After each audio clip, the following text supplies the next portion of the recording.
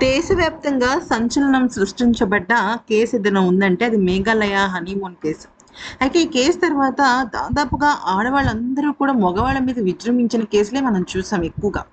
అయితే ఈ కేసులో నిందితురాలుగా ఉన్న సోనం రఘువంశీకి బెయిల్ మంజూరైంది. ఇది పెద్ద షాకింగ్ ట్విస్ట్. అది కూడా దేని వల్ల తెలుసా? పోలీసులు చేసిన తప్పిదం వల్ల. అయితే సోనంకు బెయిల్ మంజూరు అవ్వడంతో ఇక సోనమ్మ బయటకు వచ్చేసిందనమాట. ఇక్కడ పెద్ద ట్విస్ట్ ఏంటంటే సోనంతో పాటు తన బాయ్ ఫ్రెండ్ అలాగే ఇంకొక ఇద్దరు తనకి హెల్ప్ చేశారు కదా, వాళ్ళు మాత్రం లోపల జైల్లోనే ఉన్నారు. కానీ ఈమెకి మాత్రం మంజూరు దక్కింది. నిజంగా చెప్పాలి అంటే ఇప్పుడు అసలు ఏం జరిగిందో అర్థం కాని పరిస్థితుల్లోకి వెళ్ళిపోయింది.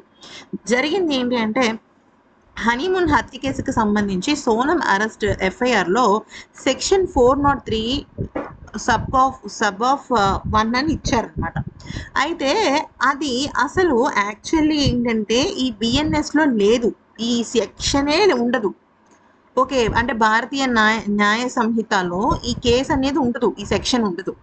హత్యకు సంబంధించి నిందితుల పైన 103, 238, 309 ఈ కేసులు మాత్రమే ఉంటాయన్నమాట.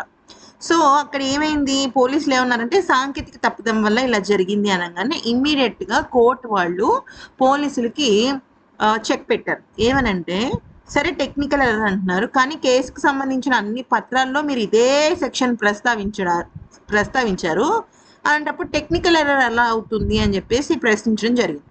దానికి వాదనలకు కోర్టు తిరస్కరించింది అనమాట. అంటే ఇది మీరు టెక్నికల్ ఎర్రర్ కాదు ఇది అని నిరూపించింది. ఈ క్రమంలో సోనం అరెస్ట్కి కారణాలైన అవన్నీ ఏమీ లేవన్నట్టుగా పేర్కొనడం జరిగిందనమాట. న్యాయవాదిని కలిసేందుకు ఆమెకు అనుమతి ఇచ్చినట్లు రికార్డులో ఎక్కడా లేదని కోర్టు వెల్లడించింది. ఈ కారణంతోనే సోనం మొదట్లోనే తన అరెస్టును సవాల్ చేయలేకపోయిందని కోర్టు గుర్తించింది. ఈ తప్పిదాలు నిందితురాలకి అనుకూలంగా మారాయి. ఇదే సమయంలో Vihan Kumar versus state of Haryana 2025 కేసులో 50,000 జరిమానా వేసి వాళ్ళకి బెయిల్ ఇచ్చారు. దాన్ని రిఫరెన్స్గా తీసుకుని ఈమెకి ఇచ్చారనమాట. ఫ్రెండ్స్, ఈ అమ్మాయి ఒక మంచి అబ్బాయిని పెళ్లి చేసుకుంది. ఓకే, పెళ్లి చేసుకుంది, అతనితో ఫోటోలు దిగింది, ఫోటో షూట్లు చేసింది, హనీమూన్ అని చెప్పి తీసుకెళ్ళింది, అడ్డంగా నరికేసింది. అంత దారుణానికి ఒడిగట్టిన ఈమె అసలు ఎలా తప్పించుకుంది?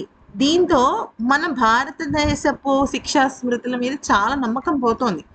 జనరల్గా ఎవరైనా చాలా పెద్ద పెద్ద తప్పులు చేశారనుకోండి, నేరాలు చేశారనుకోండి, వాళ్ళకి శిక్ష పడితే అట్లీస్ట్ కొంతైనా మనశ్శాంతి వస్తుంది. అంటే వాళ్ళు ఆ విక్టిమ్ చనిపోయినా కూడా, ఆ బాధితురాలు చనిపోయినా, బాధితులు చనిపోయినా కూడా సర్లే శిక్ష పడింది అన్న ఒక ధైర్యం, ఒక కాన్ఫిడెన్స్ వస్తుంది. కానీ ఇట్లాగా ఈ రకమైన శిక్షా స్మృతులు ఉంటే తప్పు చేసేవాడు ఏముంది, మహా అయితే 10 నెలలు అటు ఇటు తిప్పుతారు, తర్వాత ఏదో ఒక లొసుకు తీసుకుని బయటకు వచ్చేచ్చు కదా అనుకుంటారు, అంతే కదా. మనకి అది నాకైతే ఈ కేసు చదివితే అదే అనిపించింది. మరి మీకేమనిపించింది? కామెంట్ సెక్షన్లో చెప్పండి.